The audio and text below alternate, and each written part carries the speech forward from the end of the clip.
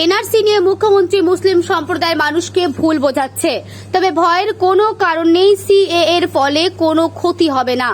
লোকসভা নির্বাচনী সভা মঞ্চ থেকে এমনই আশ্বাস দিলেন বালুরঘাট লোকসভার বিজেপি প্রার্থী ডক্টর সুকান্ত মজুমদার।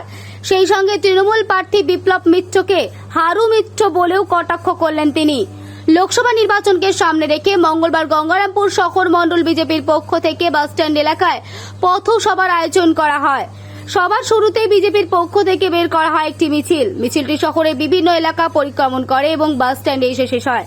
এদিনের এই মিছিল ও পথসভায় বিজেপির রাজ্য সভাপতি তথা বালুরঘাট লোকসভার বিজেপি প্রার্থী সুকান্ত মজুমদার ছাড়াও জেলার প্রথম সারির নেতা কর্মীরা উপস্থিত ছিলেন।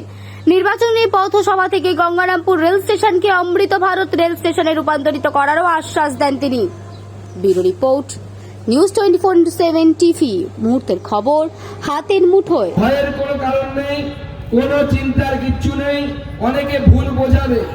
আমি এই মঞ্চ থেকে মোদির গ্যারান্টি দিচ্ছি আর সুকান্ত মজুমদারের গ্যারান্টি দিচ্ছি, সিএ এর ফলে কারো নাগরিকত্ব যাবে না। দিদিমণি মুসলিম ভাইদেরকে ভুল বোঝাবে। আমি তাদেরকে এই মঞ্চ থেকে আশ্বস্ত করছি, সিএ নাগরিকত্ব দেওয়ার আইন, কারো নাগরিকত্ব নেওয়ার আইন না। কারো যদি অসুবিধা হয় সে সুকান্ত মজুমদারের সাথে এসে দেখা করবে, তার নাগরিকত্ব বাঁচানোর দায়িত্ব সুকান্ত মজুমদার। সিএ এর বলে কারো কোনো ক্ষতি হবে না, এই গ্যারান্টি সুকান্ত মজুমদার দিচ্ছে।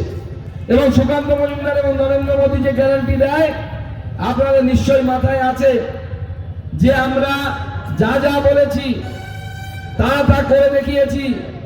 আজকে প্রতিশ্রুতি দিয়ে যাচ্ছি, আগামী লোকসভা নির্বাচনে যদি সুকান্ত মজুমদারকে আপনারা গতবার যেরকম আশীর্বাদ করেছিলেন সেইভাবে যদি আশীর্বাদ করেন, গঙ্গারামপুরে জন্য রেলের দুটো ঘোষণা করে যাচ্ছি। গঙ্গারামপুর স্টেশনকে অমৃত ভারত স্টেশন করবে, ঘোষণা করে দিয়ে গেলাম।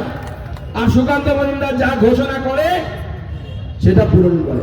বানগড়কে নিয়ে প্রস্তাব দিয়েছি, আমাদের এখানে বিধায়ক সত্যেন রায়কে নিয়ে আমি নিজে মন্ত্রীর কাছে গেছিলাম। বানগড়কে আগামী দিনে সুন্দর একটি পর্যটন কেন্দ্র আমরা তৈরি করব, গোটা বানগড়কে সুসজ্জিত করব।